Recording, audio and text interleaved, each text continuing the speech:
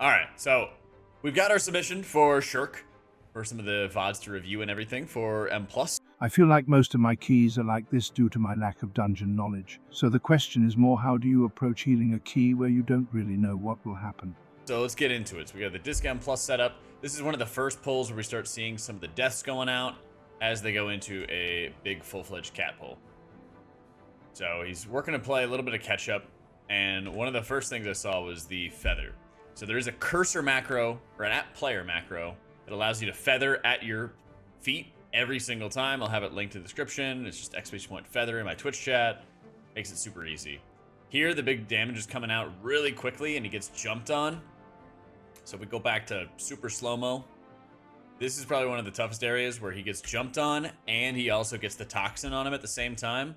And this is one of the issues with like running powered life, I feel.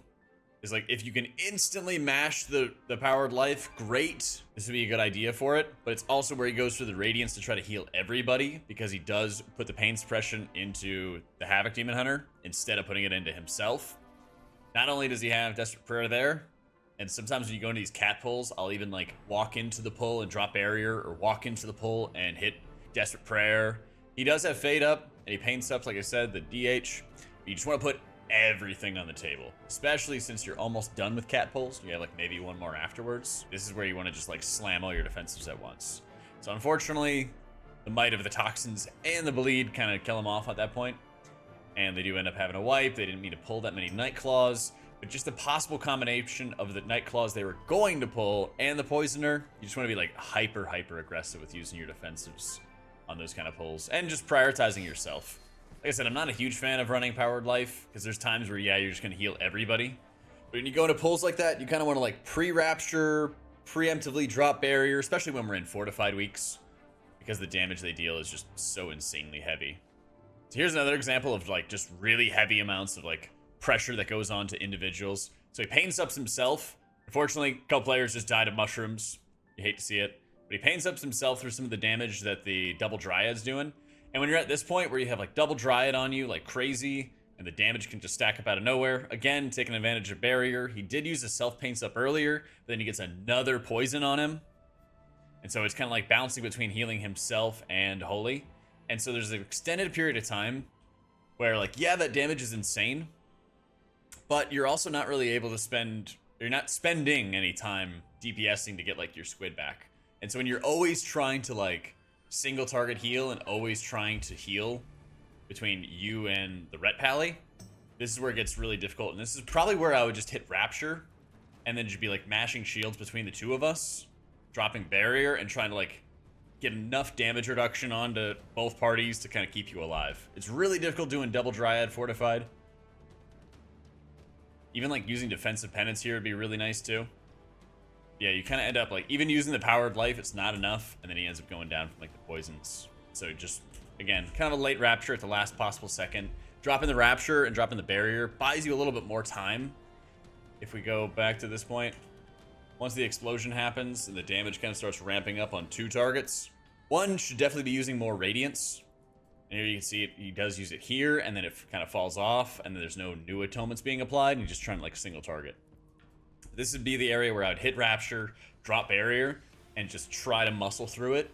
Because part of the problem in M+ is the burst damage, but there is some anticipation you can have with it, where you're saying, oh, I know these Dryads are going to be putting poisons on people, just chucking spears at people, and it's just going to be a lot of damage.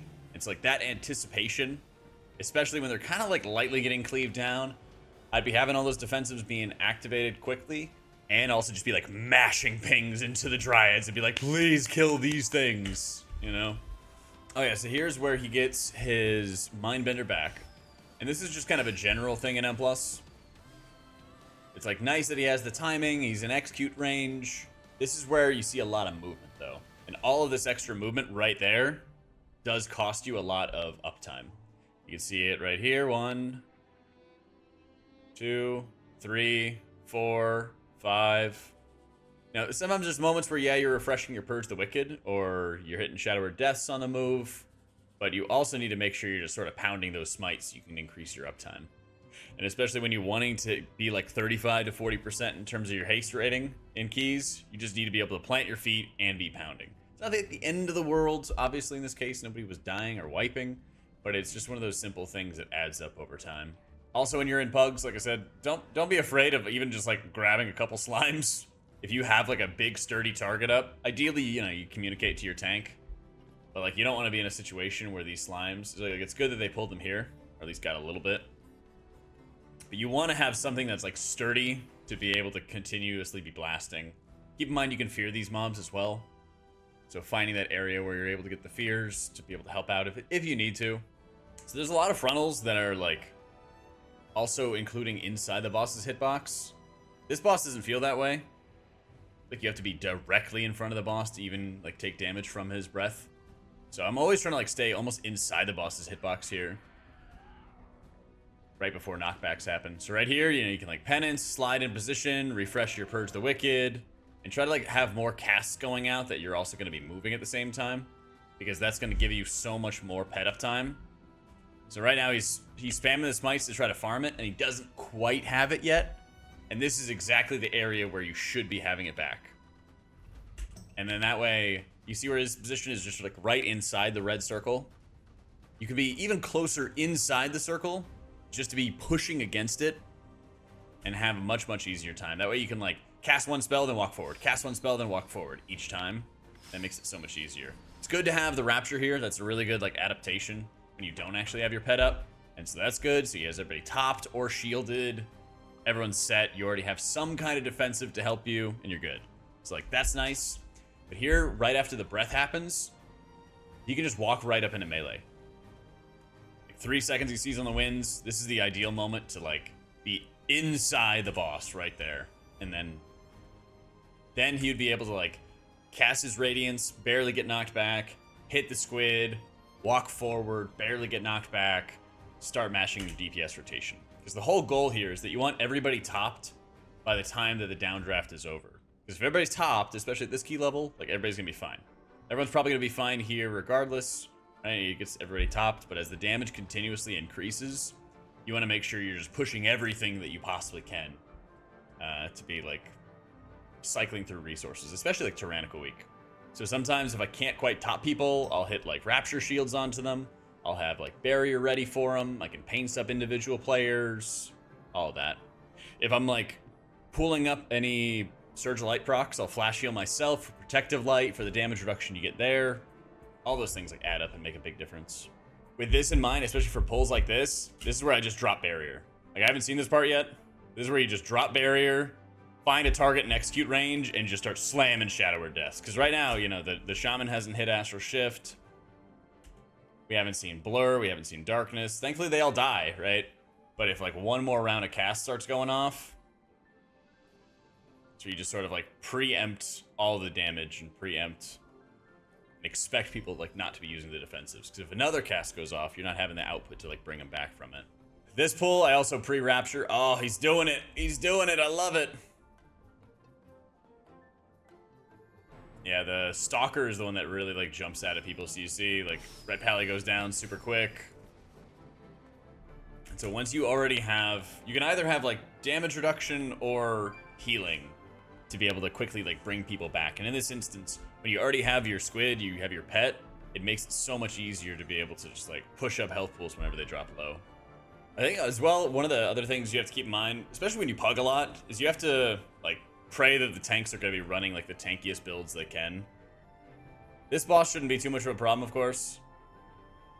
But I'm thinking even like tier, what are other like really hard hitting boss fights? Tier's definitely one of them though, where like you just have to use defensives really on your allies as you get into higher level keys and just expect the tank to like hardcore mitigate through. I guess Time Waste is also another one. I've seen the Time Waste boss just rail tanks too.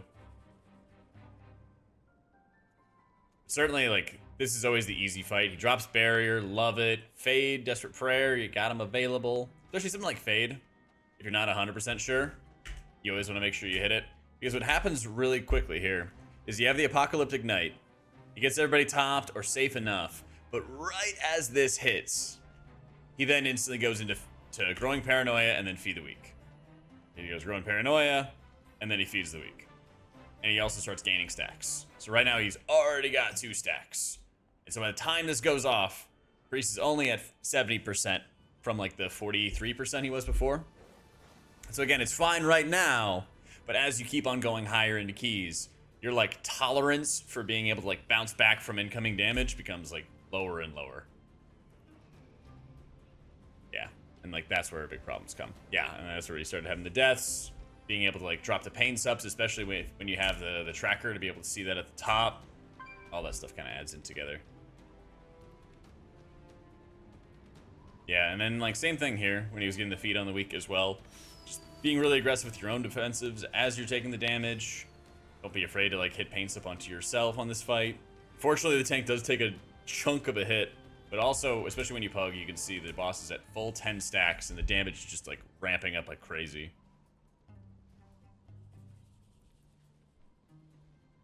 So every single time, yeah. Every single time you have any mechanics going out onto you, they hurt like hell. And so you see the 10 stacks, you have the pain up, you just slam that on yourself. Because at a higher key, or like the next level of key, you also get the dot on you right afterwards, and you're just like instantly dead. Yeah. This is just everything going out. So if you hit like the end of the fight and you've used all your pain subs and all your resources and stuff, like, that's a good problem to have when you run out of resources at that point. These fights will usually end up being like quick enough, right? The fights will usually end up being like quick enough that if you just keep on pushing through to the next cooldown, the next defensive, it'll actually make it a lot easier.